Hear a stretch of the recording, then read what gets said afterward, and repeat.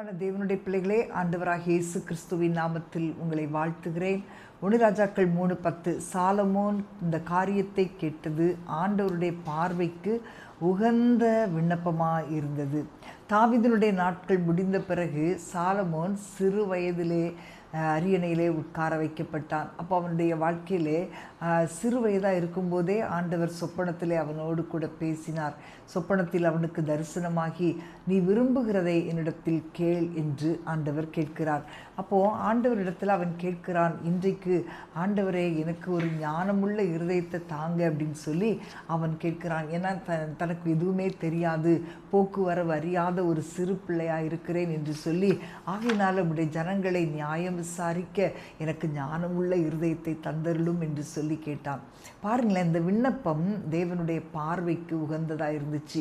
தேவனுக்கு ரொம்ப பிரியமான விண்ணப்பமாக இருந்துச்சு.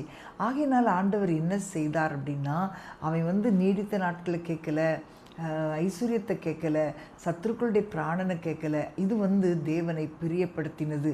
உடனே ஆண்டவர் சொல்கிறார், நீ இதெல்லாம் கேட்கல, ஆனால் நீ கேளாத ஐஸ்வர்யத்தை நான் உனக்கு தரேன். இந்த ஞானத்தை பார்க்கும்போது உனக்கு முன்னும் யாரும் இதே மாதிரி ஞானத்தில் இருந்ததில்லை, உனக்கு பின் உனக்கு சரியானவன் யாருமே இருப்பதில்லை. இப்படி ஆண்டவர் அவனோடு கூட பேசினார். ஆமேன். இன்றைக்கு அன்பான தேவனுடைய பிள்ளைகளே, உங்களுடைய விண்ணப்பம், உங்களுடைய ஜெபம் ஆண்டவரை பிரியப்படுத்துகிறதா? கொஞ்சம் யோசிச்சு பார்க்கீங்களா? இன்னைக்கு சாலமோனுடைய ஜெபம் தேவனுக்கு உகந்ததாக இருந்தது என்று பார்க்கிறோமே. நீங்கள் பண்ணுகிற ஜெபத்தை பார்த்து ஆண்டவர், இது எனக்கு பிரியமாக இருந்தது, இது எனக்கு உகந்த விண்ணப்பமாக இருந்தது அப்படின்னு சொல்ல முடியுமா? யோசிச்சு பார்க்கலாமா? இன்றைக்கி நம்ம என்ன கேட்குறோம் ஆண்டவர்கிட்ட? உலகத்தின் காரியங்களையே கேட்குறோமே ஒழிய ஆவிக்குரிய காரியங்களுக்கு முக்கியத்துவம் கொடுத்து ஆண்டவரை பிரியப்படுத்துகிற ஒரு ஜெபத்தை செய்கிறதே இல்லை. இன்றைக்கி நிறைய பேருடைய வாழ்க்கையின் தோல்விக்கு காரணம் அதுதான். ஆவிக்குரிய வாழ்க்கைக்கு முதலிடம் கொடுக்கறது இல்லை. உங்களுடைய குடும்பத்தில் பிள்ளைகள் ரட்சிக்கப்படலையா? அதை ஆண்டவர்கிட்ட கேளுங்க, அதற்காக ஜெபம் பண்ணுங்க. உங்களுடைய கணவர் ரட்சிக்கப்படலையா? அதற்காக ஜெபம் பண்ணுங்க. இது ஆண்டவருடைய பார்வைக்கு உகந்த விண்ணப்பமாக இருக்கும்.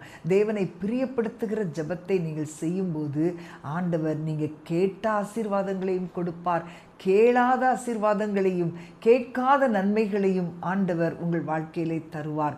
இப்போ நீங்கள் பார்க்கும்போது ஆண்டவர் சாலமோனிடத்தில் சொல்லுகிறாரு, உனக்கு சரியானவன், இந்த காரியத்தை கேட்டு நீ என்னுடைய பார்வைக்கு உகந்த விண்ணப்பத்தை செய்தபடியினால் ஆண்டவர் சொல்லுகிறார், உன் வார்த்தைகளின்படியே செய்வேன். ஆமென்.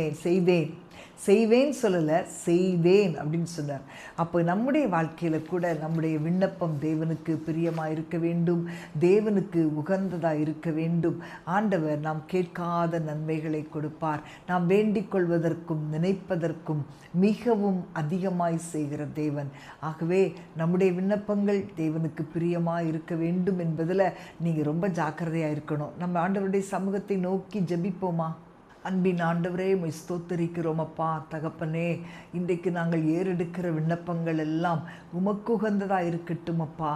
எங்களுடைய பார்வைக்கு நலமானபடி நாங்கள் வேண்டுதல் செய்து கொண்டிருக்கிறோம். இல்லை ஆண்டவரே, வருகிற நாட்களில் தேவனுக்கு பிரியமான விண்ணப்பங்களை ஏறெடுத்து ஆண்டவரே நாங்கள் கேட்டிராத நன்மைகளையும் பெற்றுக்கொள்ள கர்த்தர் எங்களுக்கு உதவி செய்வீராக. உடைய நாமத்தை மகிமைப்படுத்தும் இயேசுவின் நாமத்தில் பிதாவே, ஆமேன், ஆமேன். பிரியமானவர்களே, இன்றைக்கு உங்களுடைய விண்ணப்பம், உங்களுடைய ஜெபம் தேவனுக்கு உகந்ததாக இருக்குமானால் நிச்சயமாக உங்களுடைய இவ்வளோ பெரிய தேவைகள் இருக்கும்போதும் தேவன் அந்த தேவைகளை சந்திப்பார், உங்களை ஆச்சரியமாய் நடத்துவார். God bless you.